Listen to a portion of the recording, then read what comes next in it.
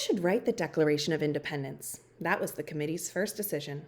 Franklin was sick in bed, so he was out. John Adams thought Thomas Jefferson was the man for the job. Jefferson wasn't so sure. According to Adams, he and Jefferson had a discussion that went like this. Jefferson, you should do it. Adams, oh no. Jefferson, why will you not? You ought to do it. Adams, I will not. Jefferson, why? Adams, reasons enough.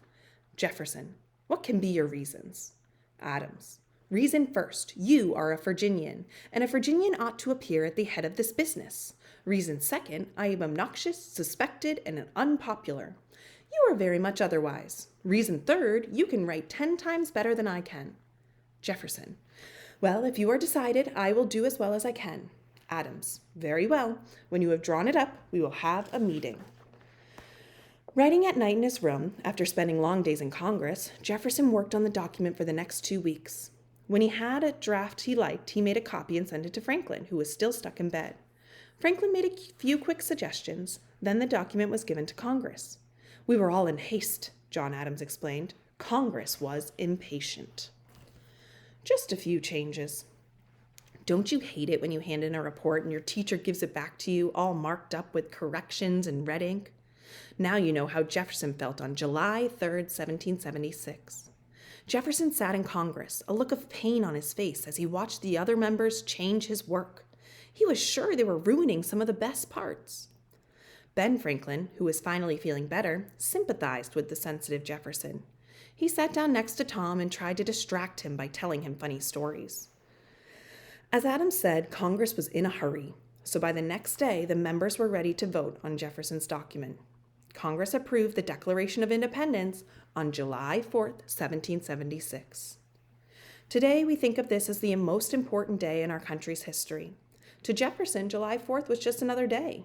He made only 2 entries in his diary that day. First, he wrote that the temperature in Philadelphia rose from 68 degrees to 76 degrees. Second, he noted that he had bought 7 pairs of women's gloves to take back to Virginia. What does it say? Let's get right to the point. The Declaration of Independence basically says 3 things in order. 1, people are born with certain rights. 2, King George has taken those rights from us. 3, so we're forming our own country. Of course, Jefferson's words are a little better. Okay, a lot better. This is how he introduced the idea of rights that belong to all people. We hold these truths to be self-evident, that all men are created equal, that they are endowed by their Creator with certain unalienable rights, that among these are life, liberty, and the pursuit of happiness. Not bad. Then Jefferson went on to say some nasty things about King George. The history of the present King of Great Britain is a history of repeated injuries, all having in direct object the establishment of an absolute tyranny over these states. Jefferson listed all the ways King George had violated the colonists' rights. It was a very long list. We don't have room for it here. Then he came up with the part everyone was waiting for. We, therefore, the representatives of the United States of America, declare that these united colonies are, of right, ought to be free and independent states. And that's how you declare independence in style. Sign here, if you dare. The Declaration of Independence was read in the streets and printed in newspapers. Pretty soon the whole country, we can call it a country now, was talking about it. Abigail Adams wrote to John saying she looked forward to the future happiness and glory of our country. She said she was very proud that her husband had been such a big part of founding a new nation. John Adams was proud also, but he told Abigail that some of the other members of Congress were not too eager to sign their names to the Declaration of Independence. That's because anyone who signed it would be considered a traitor to Britain, and the punishment for traitors was well known: death by hanging. This frightening fact was on everyone's mind when members gathered to sign the Declaration. John Hancock signed first, then had this exchange with Ben Franklin. John Hancock, there must be no pulling different ways. We must all hang together. Ben Franklin, yes, we must indeed all hang together, or most assuredly, we shall all hang separately.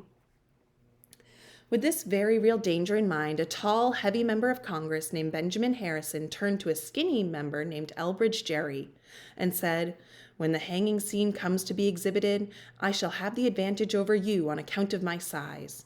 All will be over with me in a moment, but you will be kicking in the air half an hour after I'm gone." That was kind of a sick joke, but it captured the nervous mood in Congress. There was no turning back. Bad reviews in Britain. Copies of the Declaration of Independence were sent across the ocean to Britain. As far as we know, King George pretended it didn't exist. But lots of other British people did read the Declaration. Some were not very impressed. Their major complaint was this: many members of Congress were slave owners. How could slave owners declare that all men are created equal? How could people who own slaves say that all men have the right to life, liberty, and the pursuit of happiness? Or, as a famous English writer named Samuel Johnson put it, how is it that the loudest yelps for liberty come from the drivers of slaves? You've got a good point, Johnson. If you visited the homes of George Washington, Thomas Jefferson, Patrick Henry, and many other patriot leaders, you would have seen enslaved African Americans. Did these guys believe in freedom, or didn't they? Patrick Henry wrestled with this question in a letter to a friend, saying, "Would anyone believe I am the master of slaves of my own purchase? I will not. I cannot justify it." Washington and Jefferson also wrote against slavery in their personal letters, but they simply did not see the American Revolution as a fight for the freedom of all Americans, black and white. As you have figured out by now, the story of our country is not a fairy tale. No one is perfect, and not everyone lives happily ever after. Hey, at least it's not boring. Remember that statue? By July 1776, George Washington and the Continental Army had moved from Boston to New York City.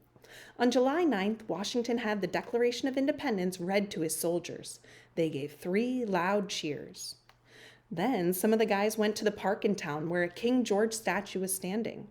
This was the statue that the New Yorkers had put up after the king agreed to repeal the Stamp Act.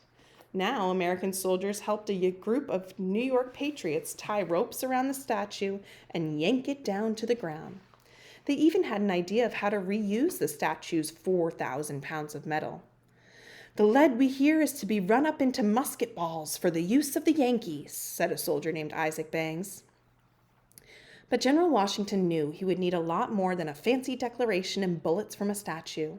The British Army was about to begin a massive attack in New York, and Washington had no idea how he was going to stop it. He warned his men, "The eyes of all our countrymen are now upon us. The fate of unborn millions will now depend, under God, on the courage and conduct of this army. We have therefore to resolve to conquer or die. No pressure, guys. Just save your country or die trying."